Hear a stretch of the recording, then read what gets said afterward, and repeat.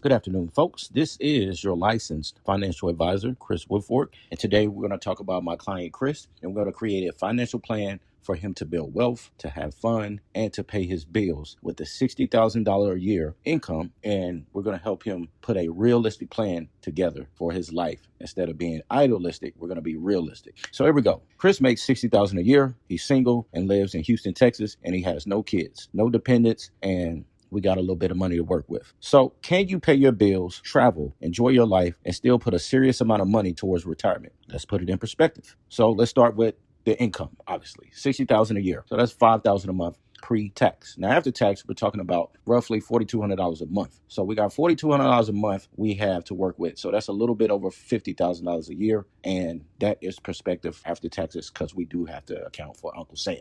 All right, so we're going to build a lifestyle around this amount to make sure Chris can pay his bills, invest, and still enjoy his life. All right, so let's start here. So one, your workplace, your job. Does your job have a 401k plan? Can we take some money and invest in a 401k to put away for retirement at our job? That's first. So normally we want to take some money and put it there. So $600 a month, that's $7,200 a year that you donate or you invest into your 401k. And if your company matches, that's even great. That's even better. And if the market is doing well, then that amount is going to rise over time. You're going to have a good return on your investment while you're still employed and while you're still building for retirement. So now we got $600 a month going to our 401k with an employer match, and that's $7,200 a year going towards retirement just from our 401k alone. So hopefully, your employer matches because that's just overall better. Now, the next scenario, what does your paycheck look like now? So after that $600, we already established that you're taking home probably $4,200 a month after taxes. So that's about $3,600 left that we got to work with. All right. So now let's say it's $3,670 a month. So once we account for the $600 monthly to the 401k, federal income taxes, Social Security, Medicare, we're estimating roughly $3,670 a month, $3,670. Remember, this is an estimate and doesn't include things like employer health insurance or payroll benefits.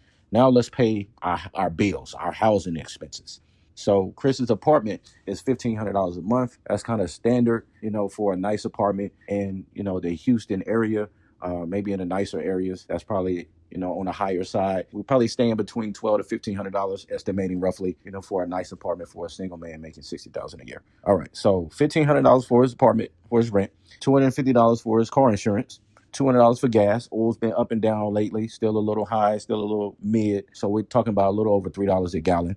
$500 in grocery because, you got to eat. We're in an inflated economy. Groceries and everything is high. Whether you eat out or whether you buy groceries, you still going to pay. So Chris is paying $500 a month in groceries. His utilities and other miscellaneous household expenses is $200 a month. His phone bill, Chris told me that he pays his phone bill yearly. So that includes his iPad and his Apple Watch. He pays a yearly bill of $380. That's amazing because we know some people pay a lot more per month for something like that. So shout out to Chris for that. His gym membership is $29 a month, which he also pays a yearly membership, which is, around $350 a year, annual fees, stuff like that. Some memberships are a lot more higher per month. So Chris went the yearly route to save a lot of money on that. So Chris is a smart guy. So shout out to Chris. Vehicle payment. So Chris doesn't have a car note. His car is paid off, which is great. That actually helps his salary. So he saves a little bit of money and has a little bit of money to, create some opportunities to invest or do whatever he wants. So his total monthly expenses come out to $2,711. So after all his expenses, we already established that he had $3,670 left after his 401k contributions, which, now with our expenses in the pictures, he has $960 left after all of that, right? So after all his household expenses, he has $960 left. So there's still a little money left over to maybe invest a little more or maybe put up for travel or, spending or whatever he wants to do. So let's create some opportunities for Chris so he just don't be blowing his money and, not putting it to work. All right, so $960 left. That doesn't automatically become spending money. So now for 2026, someone under 50 can put up to $7,500 total into their IRA accounts for the year. So we're going back to retirement. We're going back into investing. We're trying to max out all our opportunities with the money we have left over and try to squeeze every dollar we can into retirement. So with the retirement, we want to do $625 a month for a Roth IRA, a traditional IRA, or both. So essentially, we want to put $500 into a Roth IRA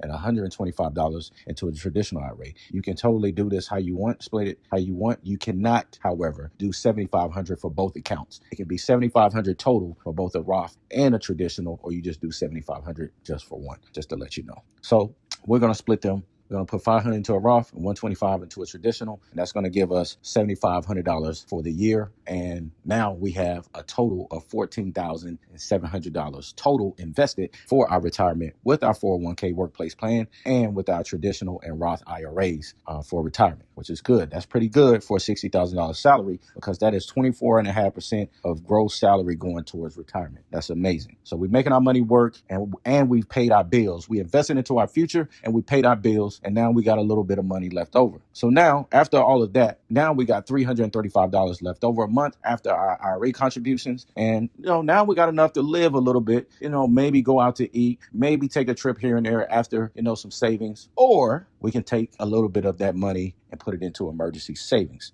So let's talk about that.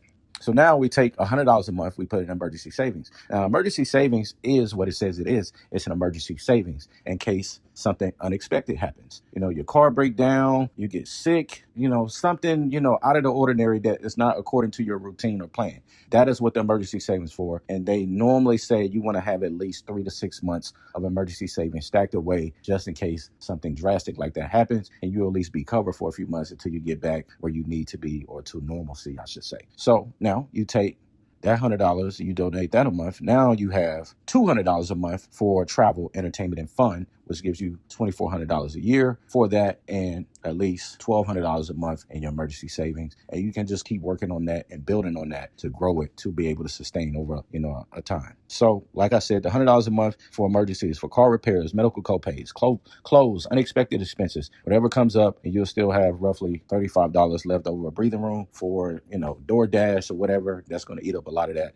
But I will say this, with that amount of money being donated or going out for your cash flow, this is like your cash flow, your income statement, and your balance sheet. We're putting this all together. It's really a plan, a real financial plan, your life in perspective. This is what we are creating this for. So we don't be guessing. We don't create ideas, but we create realities. We create real realities and real tangible things that we can work with. I will say, though, if you're trying to date on this income, you're going to have to move a lot of things around, and you're going to have to sacrifice a lot unless you meet a man or woman that don't mind being frugal with your dating. Just a note. So with that in perspective, you're making $60,000 a year. You're paying your household expenses. You're contributing $14,700 a year towards retirement, $1,200 a year towards emergency savings, $2,400 a year to travel and fun. That is not a broke person. That is not a broke man. That is a man with a goal and a plan, just to let you know. So that's balance. We're not saying don't go anywhere, don't eat out, don't enjoy your money. We're saying pay yourself first and then enjoy what's left over intentionally. And so after the emergency fund is built,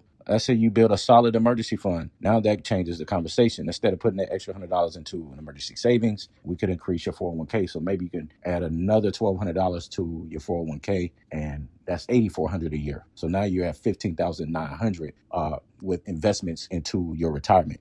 Would put you at $15,900, which is 26.5% of your $60,000 salary before an employer match. And if the market is doing well, you got a nice retirement account that is building, that is growing, and you can be happy about that and never feel bad for this type of plan because it's realistic. You can control everything. Your bills are paid. You don't have to worry. And you have an emergency savings just in case something does come up and knock you off the trail a little bit. You can still get back on because you got those savings. And, you don't get mad at something like this. This is a real picture. This is what your life is. This is the life that you're creating. And once you have that, you don't have to worry about much. You either build more onto it as you make more money or gain more skills, then we change the picture a little bit and have more wiggle room. So in closing, no, you may not be able to max the entire 401k amount, which is $24,500 on a $60K salary, but you still are comfortably able to live this lifestyle. That's not a failure. That is perspective. You're earning $60,000. You're putting somewhere between $14,700 and $15,900 a year towards retirement. You're paying your bills. You have no car payment. You're building cash reserves, and you're still traveling, having fun, and living your life. That's what financial planning is all about. That's realistic. That's not asking how much can I spend, but asking how much can you keep, invest, enjoy, and grow. Because the ultimate goal isn't just to make $60,000, it's to make that $60,000 work for you. Now, thank you for watching. There will be more of these in this series. Make sure you follow all of my social media pages and click that button to follow, subscribe, like, and share the content. Thank you.